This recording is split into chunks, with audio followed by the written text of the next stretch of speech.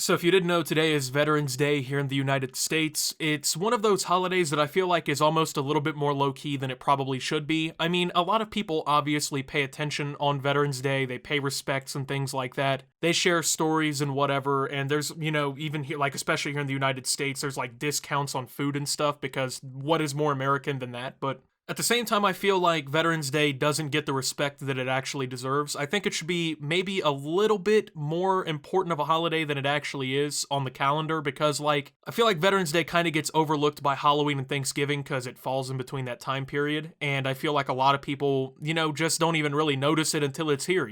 So I thought for Veterans Day, I would, I guess, share a little bit of family stories here. There's been a lot of military service in my family, but there's two stories that I really want to focus on because I think those are the two that I think personally kind of describe the experience the best. So before I get into anything, I do want to go ahead and say, as I know a lot of you who are watching me are active in the armed forces, or you have been through military service, you're a veteran, or your family's also veterans. I want to thank all veterans for their service, regardless. I mean, there's a lot of different roles that take place in the military, and while often we think of like combat roles as being the ones that should really be focused on, it takes pretty much every role in the military to really function. And there's a lot of people who, weren't on the front lines who've also seen a lot of terrible things and worked very hard to protect people and to make sure that everything ran smoothly. So now that that's out of the way, I want to talk, okay, so both of my grandfathers were in Vietnam, okay? Now, obviously, Vietnam is one of the most widely covered and also widely controversial military conflicts that the United States has been involved in. The Vietnam War really started to kind of kick off on August 2nd, 1964, when an incident called the Gulf of Tonkin incident took place, okay? Now keep in mind, North Vietnam was extremely communist. It was backed by the communists in the USSR and whatnot, and if you didn't know, the United States was pretty anti-commie, It's still pretty anti-commie, but oh my god, during the mid-20th century, the United States was just so anti-communist that it was ridiculous. So the Gulf of Tonkin incident basically goes as a confrontation between ships of North Vietnam and the United States in the Gulf of Tonkin. Now, the Americans basically said that North Vietnam caused the entire scene, they caused the situation, they blamed this whole thing on them.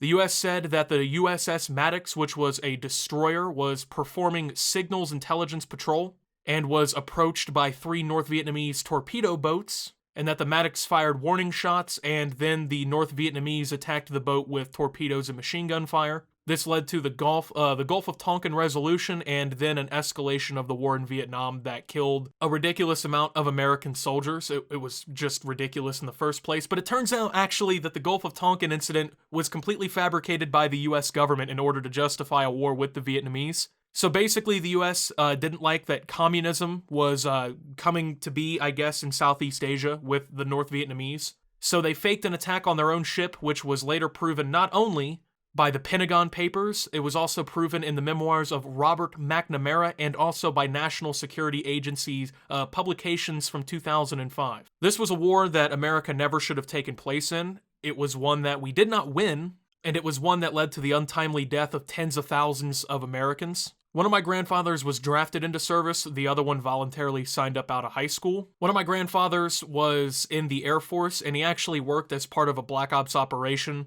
So unfortunately, I don't know too much about what he actually did in Vietnam because he never had the clearance to actually talk about anything that he really did. While in Vietnam, obviously he did his work and whatnot there, but then came home and of course had a family, and that's how Optimus kind of came to be because, like, obviously if something happened there would never have really been any Optimus videos or anything like that. I would pretty much not exist. A lot of my family wouldn't exist, so he ended up with a lot of severe medical complications from his time in Vietnam, particularly due to the massive exposure of Agent Orange that a lot of Americans were unfortunately, I guess, exposed to during that time.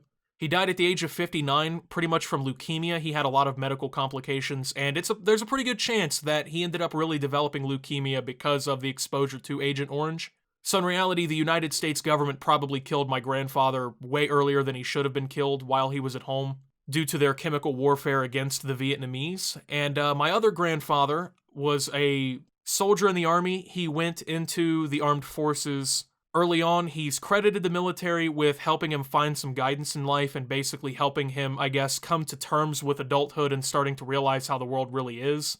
He has some pretty clear signs of post-traumatic stress disorder. He very, very seldomly talks about his time in Vietnam. He almost never, or if ever in my life, has talked about anything that he experienced while actually going to Vietnam. Apparently, it took about 3 weeks for him to get. They basically put him on a boat and I guess sent him over there to Midway Island, and then I guess flew him into Vietnam from there. But it took him like 3 weeks to get there and whatnot. One story that he has told me is about the time, you know, when they landed and he was stationed and everything, and he was at the barracks and everything, and constantly they would be under the fear of North Vietnamese RPG attacks primarily. So while living in these very quickly built barracks, okay, these were basically slapped up by the engineers and whatnot, and it was pretty close to this forest line, so very often the North Vietnamese would fly out from the forest, they would shoot missiles down into the compound and everything, they constantly would fucking destroy the engineer building apparently. So they'd always have to worry about whether or not a missile was going to hit the barracks and fucking blow it up and kill people, and it was a constant worry. It was 24/7, they would attack at any time. It wasn't like, you know, oh, it's a 9-to-5 job. This was a constant fear that they had to live under while there. He's very, very, very quiet about the things that took place in his time there. He probably has the clearance to talk about it since he was in the army. He wasn't doing any, you know, special operations stuff, but he just chooses not to talk about it. And I think I understand why. Because when you look at the Vietnam War and you look at a lot of the wars that the United States has been involved in, not only were they entirely unjustified, but they were really only there to satisfy the fuckers who run the government and the people who would profit from such. My grandfather died at 59, likely because of his involvement in the Vietnam War. My other grandfather, thankfully, is still alive, but it's clear that his experiences during that time completely molded who he was as a person, for better and for worse. I mean, when you live under the fucking fear of having the roof over you blown up by the enemy at any given time, that has to put a tremendous amount of stress on your mental and physical self, you know what I'm saying? It can't be something easy, and I'm grateful that I've never had to experience something like that, primarily because there's people out there who will go into the military and they will face those kinds of situations for me. Now, while I entirely respect the people who suit up in the armed forces, I can't respect the US government for the bullshit that they put these people through. You hear constantly how the US government will make promises to people that they never fulfill. It's almost become like a joke, like, oh, you know, I joined the military to get that Mustang, or to get that Camaro in the house. A lot of people don't ever get shit like that. If they make it home alive, the US government has notoriously been pitiful when it comes to treating our veterans. The mental effects of war were not taken seriously until quite recently when you look at the entire timeline. Unfortunately, a tremendous amount of veterans end up killing themselves when they get home, or you even see situations where they end up killing other people because of the shit that they had to deal with in the military. And obviously, you know, the military is something where you're always going to face that kind of, I guess, risk of having to deal with that because it's the job. But a lot of situations that veterans are put into are completely avoidable and, at the end of the day, should never happen. In fact, I think it's fair to make the argument that the US government is extremely predatory in how they select and recruit people into the military in the first place. As a matter of fact, okay, so I went to a school where half the kids were on free or reduced lunch. I know a lot of schools, you know, lunch is already free and whatnot, but we actually had to pay for lunch at school, and a lot of kids, their families simply could not afford to pay for lunch, so they got reduced lunch through government programs, or they simply got free lunch because of their family not making enough. And you'll notice a lot of the times in schools where situations like that are common, where kids are maybe poorer, or there's less educational rates, you know, maybe the graduation rate at that particular school is lower, you'll notice that the US military will put recruiters in those schools fucking constantly.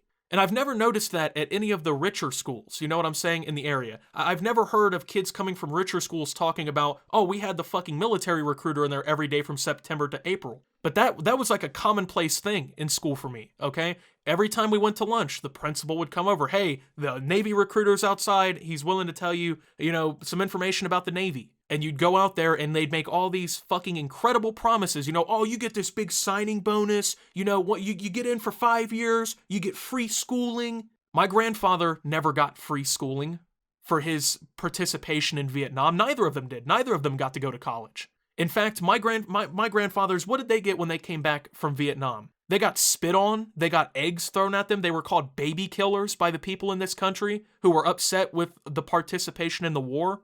But their anger was misguided. It wasn't my grandfather's fault, who was drafted into the military, that Vietnam happened. It was the government. The government is the people they should have been mad at, not the people coming off the bus who just suffered through the worst fucking years of their lives.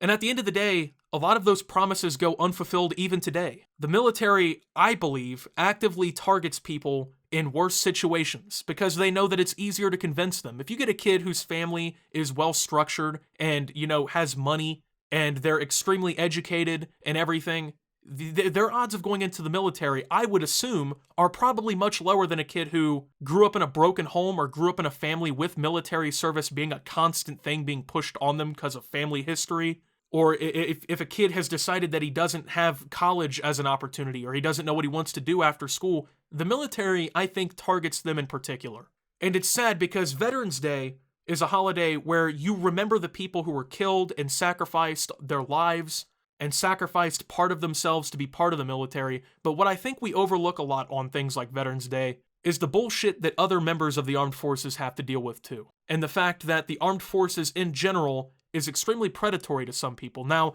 has the military made people's lives better? Absolutely. A lot of people have a great time in the military, you know what I'm saying? They go through it, they go up the ranks, they get paid well eventually, and they make a career out of the military. But at the end of the day, I think, especially on days like Veterans Day, we need to really call into mind the bullshit that these people are put through undeservingly, simply because they signed up for something, because the US government can capitalize on their dead bodies, or can capitalize on them losing a part of themselves. So my respect definitely goes out to veterans, and I wanted to share these stories to kind of conceptualize a little bit, because, you hear a lot of glory stories from the military, where people, did these incredible things and they lived incredible lives, but oftentimes you never hear about the young men and women who get fucked in the entire thing. So with that being said, thank you guys for watching. If you did enjoy, make sure to leave a like. Subscribe if you're brand new around here on the channel. Follow me over on Twitter and Twitch at SubToOptimus. Make sure to check out Shop Opti down below. Thank you to my channel members. Your support helps my channel tremendously. And until my next video, guys, this is Optimus, thanking veterans, saying fuck the US government too, and signing out.